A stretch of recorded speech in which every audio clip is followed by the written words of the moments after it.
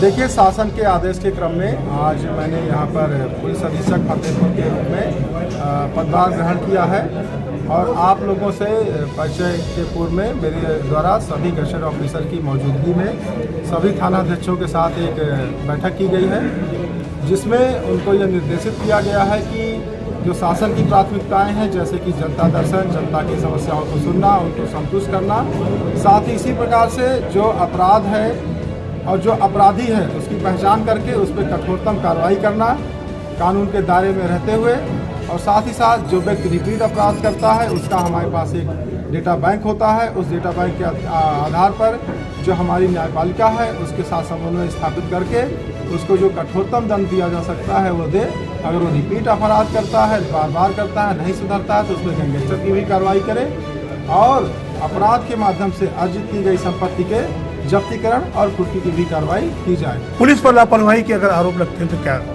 देखिए, अगर कभी भी इस तरह का कोई आरोप लगता है तो सक्षम स्तर से उसकी जांच कराकर जांच के उपरांत जो भी उसका निष्कर्ष होगा उस आधार पर उसके खिलाफ कार्रवाई की जाए। सर, जो अवैध तरीके से टेम्पो स्टैंड वगैरह में स्टैंड चलते हैं उस पर किस तरह कार्रवाई की जाएगी? देखिए, सभी थानाध्यक्षों को यह निर्देशित किया गया है कि अपने अपने थाना क्षेत्र में किसी भी प्रकार की अवैध गतिविधि को संचालित न करें। ये बिल्कुल भी क्षम्य नहीं है।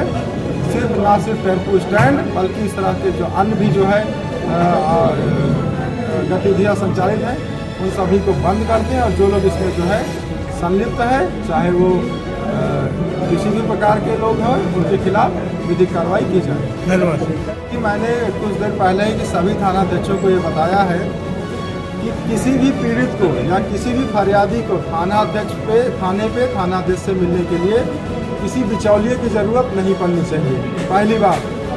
दूसरी बात, अगर वो थाने पर आता है और थानाध्यक्ष किसी कारण से थाने पर मौजूद नहीं है तो जो सेकंड अफसर है, जो एसएसआई है, जो डे अफसर है, वो उसको अटेंड करें और उसको उसके प्रार्थना पत्र के आधार पर उसको संतुष्ट करते हुए उसको जो है मदद करें। लोग दूर से धूप में पैदल, साइकिल से और बस से, ट्रेन से आते हैं तो उनका इतना मेहनत व्यर्थ नहीं जाना चाहिए। सर, बहुत से ऐसे मामले आते हैं कि पीड़ित थाने जाता है तो उसको वहाँ बेइज्जती करके गाली गलौज करके उसको वापस कर दिया जाता है। देखिए, ये भी एकदम बिल्कुल एक ऑफिसर्स के स्तर पर ये क्षम्य नहीं है। पीड़ित से, सभी पीड़ित से सौम्यता से साथ बात करें।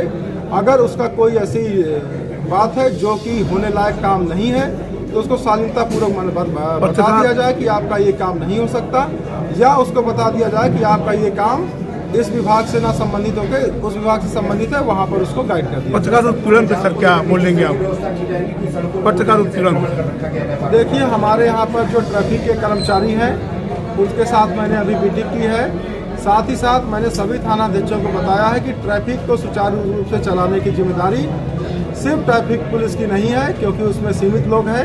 सभी थाने पर जो हमारा पुलिस फोर्स तैनात है वो सभी अपने अपने थाना क्षेत्रों में ट्रैफिक को सुचारू रूप से चलाने के लिए जो हॉट स्पॉट हैं, जहां पर जिन चौराहों पर ट्रैफिक ज़्यादा लगता है, प्लस जो पीक आवर्स हैं, मतलब जिन वक्त पे दिन के ट्रैफिक ज़्यादा लगता है, उस समय अपनी पुलिस को ऑन रोड रखेंगे और ये सुनिश्चित करेंगे कि ट्रैफिक ठीक से चलता रहे। पत्रकार उत्पीड़न की शिकायत पे क्या करेंगे सर? सॉरी, पत्रकार उत्पीड़न से यदि कोई शिकायत आती है? देखिए, पत्रकारों से मेरा यही अपील है कि आप लोगों को, हम लोगों से जो भी सूचना चाहिए, जो जानकारी चाहिए, वो आपको समय से उपलब्ध की जाएगी। बस साथ ही साथ मैं आपसे ये अपेक्षा करता हूँ कि आपके स्तर से भी जो कलम की ताकत है और जो उसकी इज्जत है उसको बरकरार रखते हुए स्वतंत्र और निष्पक्ष पत्रकारिता की जाएगी।